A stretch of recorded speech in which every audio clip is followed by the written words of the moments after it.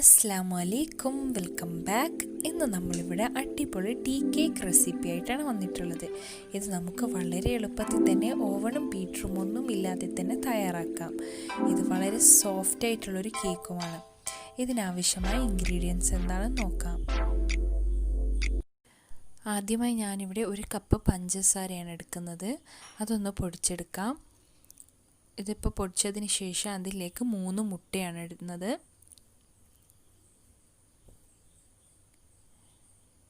ഇനി അതേ കപ്പിൽ തന്നെ 1 കപ്പ് മൈദ,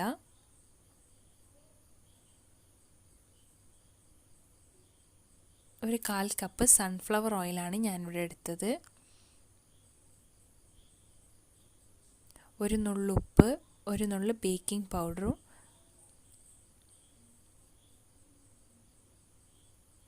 ഇനി ഒരു 2-3 തുള്ളി വാനില എസൻസും ആഡ് ചെയ്ത് ഇത് നല്ലോണം ഒന്ന് ബ്ലെൻഡ് ചെയ്തെടുക്കാം.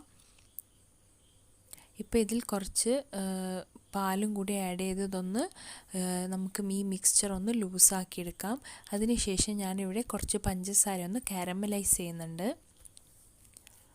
ഈ കാരമലൈസ് ചെയ്ത പഞ്ചസാരയും ഇട്ട് ഇതൊന്ന് നല്ലോണം ബ്ലെൻഡ് ചെയ്തെടുത്തതിന് ശേഷം നമ്മുടെ ഈ മിക്സ്ചർ ഞാനൊരു നോൺ സ്റ്റിക്ക് പാനിൽ ഒഴിച്ചിട്ടാണ് കേക്ക് തയ്യാറാക്കുന്നത്.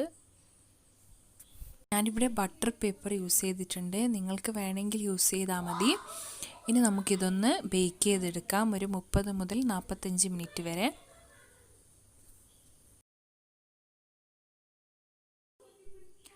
നമ്മുടെ കേക്ക് ഇവിടെ റെഡിയായി വന്നിട്ടുണ്ട്. കണ്ടില്ലേ, നല്ല സോഫ്റ്റ് ആയിട്ടുള്ള കേക്കാണ്.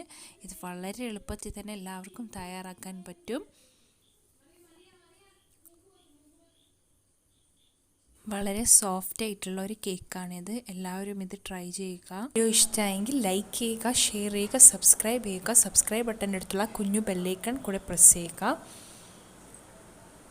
Stay home, stay safe.